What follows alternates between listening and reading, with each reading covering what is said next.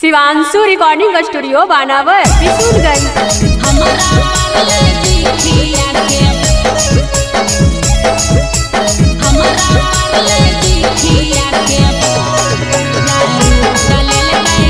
Mix by Mani Arya.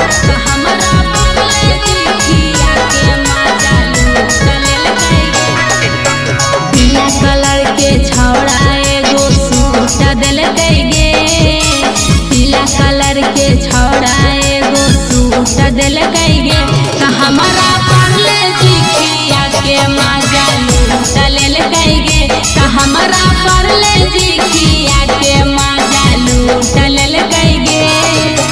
Pizza burger संगे हमरा fruit दिलकै गे, पिज्जा बर्गर संगे हमरा फ्रूट दिलकै गे, त हमरा परले जिखिया के मजा लूट लेलकै गे, त हमरा परले जिखिया के मजा लूट लेलकै गे। हमरा परले जिखिया के हमरा परले जिखिया के मजा लूट लेलकै गे, त हमरा परले जिखिया के मजा लूट लेलकै गे, मजा लूट लेलकै गे। शॉपिंग करावे खातिर ले जाए हमरा मोलावा साथी, आधी आधी रतिया हमरा करे वीडियो कॉलवा साथी। शॉपिंग करावे खातिर ले जाए हमरा मोलावा साथी, आधी आधी रतिया हमरा करे वीडियो कॉलवा साथी। देख लेके भोजैया हमरा कूट दिलकै गे, देख लेके भोजैया हमरा कूट दिलकै गे, त हमरा परले जिखिया के मजा लूट लेलकै गे, त हमरा परले जिखिया के मजा लूट लेलकै गे।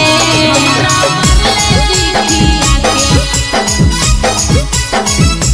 हमरा परले जिखिया के मजा लूट लेलकै गे, त हमरा परले जिखिया के मजा लूट लेलकै गे, मजा लूट लेलकै गे। प्यारे पिंटू वर्मा है कई हमर जीवन साथी साथी, बड़का भैया मारे लागे लेके घूमै लठिया साथी। रौशन मनीष कई हमर जीवन साथी साथी, बड़का भैया लेके घूमै मारेला ओकरा लठिया साथी। सखिया सहेलिया नहीं सबूत दिलकै गे, सखिया सहेलिया नहीं सबूत दिलकै गे, त हमरा परले जिखिया के मजा लूट लेलकै गे, त हमरा परले जिखिया के मजा लूट लेलकै गे। शिवांशु रिकॉर्डिंग स्टूडियो बानावर बिशुनगंज।